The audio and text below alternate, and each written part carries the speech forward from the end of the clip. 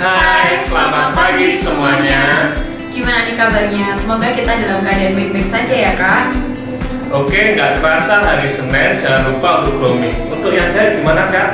Nah untuk yang cewek jangan lupa selalu touch up ketika setelah makan ataupun setelah wudhu ya. Nah untuk yang cowok gimana nih kak? Untuk yang cowok jangan lupa cukur rambutnya dan jangan lupa cukur jenggot dan jambangnya ya. Oke, berikut kita akan menyaksikan video briefing yang akan dibawakan oleh Bu Diana selaku GM Keuangan. Selamat menyaksikan.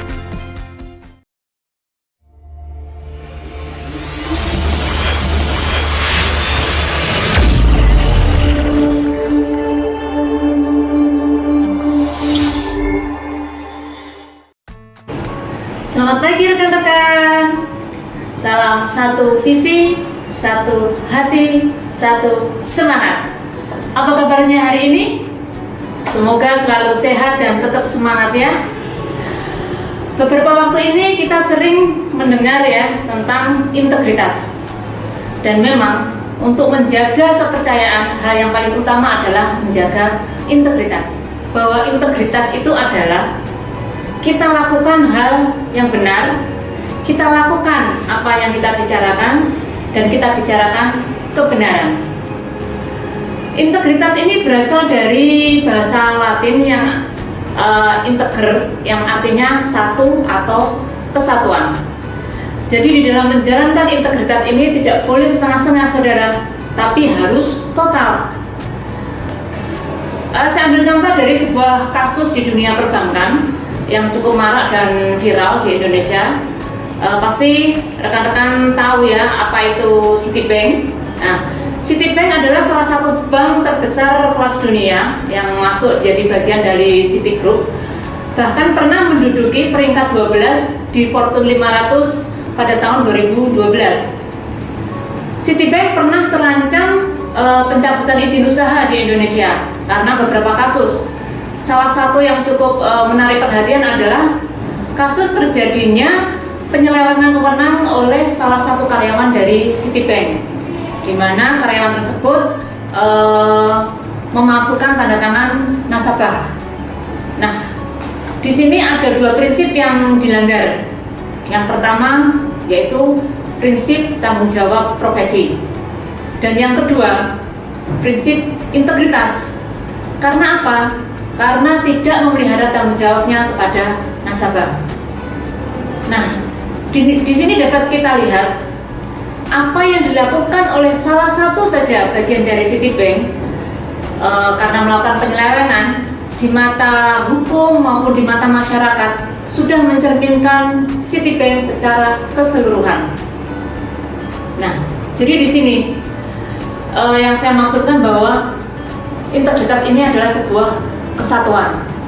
Jadi bukan bagian per bagian tetapi sebuah kesatuan atau semacam lingkaran yang utuh.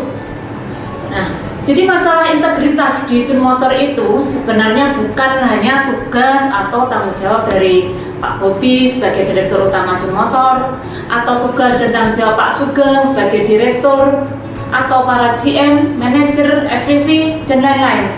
Tetapi integritas Jun Motor ini terbentuk karena merupakan tugas dan tanggung jawab dari kita semua sebagai insan Jun Motor.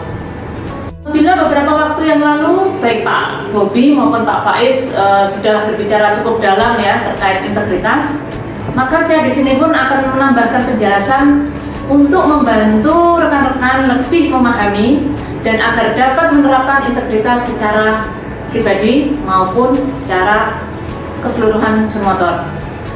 Ada 4 unsur utama.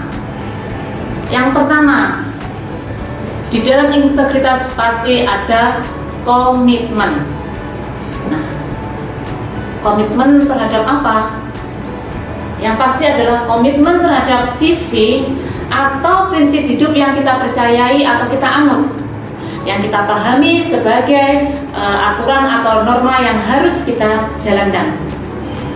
Contohnya di dalam kepercayaan keagamaan atau religi pasti kita tahu ya makna dari takwa, yaitu menjalankan perintahnya, dan menjauhi larangannya. Nah, ini tentunya sudah jadi pedoman ya dalam hidup kita sehari-hari, bagaimana kita berkomitmen untuk menjalankannya dalam setiap langkah hidup kita. Kita jalankan perintahnya dan kita jauhi larangannya. Nah, kalau di dalam dunia pekerjaan ya, di dalam dunia kerja ada perangkat kerja yang menjadi panduan bagi setiap karyawannya di dalam bekerja.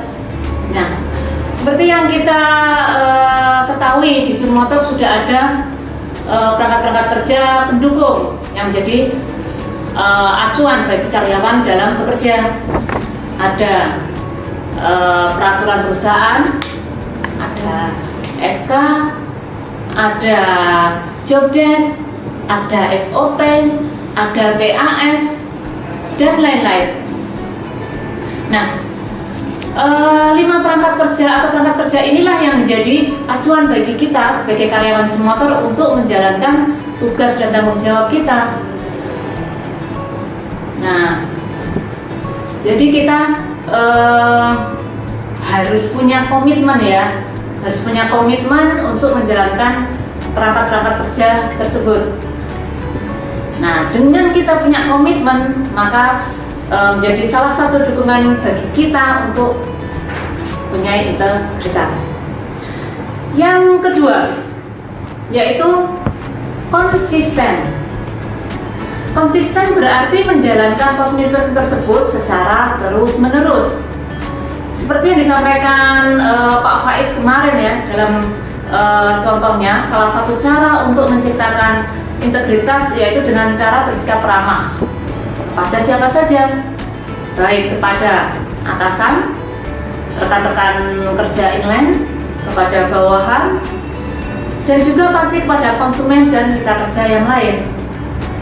Dan ini harus dilakukan secara konsisten, artinya secara terus-menerus, tidak hanya saat ini saja atau besok saja, tetapi secara terus-menerus dilakukan dan tanpa memandang jabatan, latar belakang, sosial ekonomi, dan lain-lain. Jadi sikap itu harus kita tunjukkan kepada siapa saja. Nah, di dalam konsisten ini, hal yang paling penting untuk dilakukan adalah harus dilakukan sejalan antara pikiran, perkataan, dan perbuatan. Dan kita masuk ke poin ketiga. Di dalam unsur integritas itu pasti ada kejujuran. Artinya jujur terhadap hati nurani sendiri, bahwa yang kita lakukan ini sebenarnya benar atau salah sih, mengikuti aturan ataukah sudah melanggarnya. Dan di sini pasti ada tuntutan untuk tanggung jawab. Ada atau tidak ada orang, ya harus konsisten dalam menjalankan, dan mungkin dengan kita melakukan introspeksi diri, kita bisa belajar untuk makin meningkatkan integritas pribadi kita. Nah, untuk unsur yang keempat yaitu prioritas. Kenapa prioritas ini juga jadi bagian dari unsur integritas? Ya, karena di dalam hidup kita tuh tidak pernah lepas dari apa yang disebut dengan apa yang dinamakan dilema, atau di antara dua pilihan yang sama-sama berat dan masing-masing punya konsekuensinya sendiri-sendiri. Pasti rekan-rekan sering ya mengalami keadaan dilema ini. Mungkin saya bisa ambil contoh seperti ini misalnya ya. Suatu pagi kita terburu-buru berangkat kerja karena persiapan kita agak kurang, akhirnya waktu berangkat kita mepet. Otomatis jam untuk absen pun sudah mepet. Nah, di tengah jalan kita secara kebetulan menemukan seorang korban kecelakaan yang tergeletak di jalan. Ya, sebelumnya maaf ya, ini mungkin contohnya agak ekstrim. Dengan situasi atau kondisi di saat kita terburu-buru, kemudian menemukan orang tergeletak di jalan, ya pasti kita sudah berpikir macam-macam ya dalam situasi tersebut. Nah, sekarang saya minimkan saja pikiran yang muncul atau opsi yang muncul biar tidak melebar kemana-mana ya. Nah, ini saya contohkan muncul dua opsi. Yang pertama, kalau saya menolong orang tersebut, ya bisa dipastikan saya akan terlambat. Konsekuensinya uang kehadiran saya dipotong. Itu yang pertama. Yang kedua, kalau saya tidak menolongnya, bagaimana nasib orang ini? Bisa jadi nyawa orang ini menjadi taruhannya. Nah, dilema kan? Tapi pasti di dalam setiap kejadian atau dilema ini ada skala-skala prioritas yang bisa diambil. Mana yang lebih utama dan seharusnya kita lakukan. Disinilah integritas kita diuji. Oke, saya tidak menampilkan opsi mana yang dipilih karena semua tergantung dari Anda yang menjalankan. Namun bisa saya tekankan kembali bahwa integritas itu, khususnya integritas Jun Motor, sangat dipengaruhi, sangat ditentukan oleh integritas kita semua sebagai insan Jun Motor. Sebagai closing dari briefing pagi ini, saya ingin menyampaikan, seiring dengan cara Anda, cara saya mengambil keputusan dan bertindak menghadapi semua tantangan kehidupan, seringkali bahwa kita memang harus melakukan pengorbanan. Namun ya kita jangan hanya menjadi pribadi yang sekedar bisa omong doang ya, tapi kita harus dapat mengambil keputusan dan melakukan sebuah tindakan yang didasari dari apa yang kita katakan. Berat memang, tapi ya itu yang harus kita lakukan bila kita ingin menjadi orang yang punya integritas tinggi. Jangan biarkan keputusan-keputusan salah dan ceroboh menghancurkan integritas kita sendiri. Meskipun di sekeliling kita ya melakukan banyak kompromi, tetaplah kita semua hidup di dalam kebenaran. Mari kita mulai hari dengan menjaga integritas yang kita miliki. Kita mulai dari diri kita sendiri, dari hal-hal yang terkecil sekalipun, dan kita mulai dari sekarang. Oke, terima kasih untuk perhatian teman-teman. Salam sehat dan selalu semangat. Kita beri aplaus dulu untuk Ibu Diana. Oke, kita akan menyampaikan beberapa informasi. Informasi yang pertama apakah? Untuk informasi yang pertama, akan diadakan technical meeting 1 hari menjadi direktur yang akan dilaksanakan pada tanggal 16 Februari 2021. Untuk informasi selanjutnya ada apa Kak? Akan dilaksanakan program sehari jadi direktur utama yang akan dilaksanakan tanggal 17 Februari tahun 2021. Yang ketiga apakah? Untuk informasi yang ketiga, akan diadakan training manajemen development program yang akan dilaksanakan pada tanggal 18 sampai 19 Februari 2021.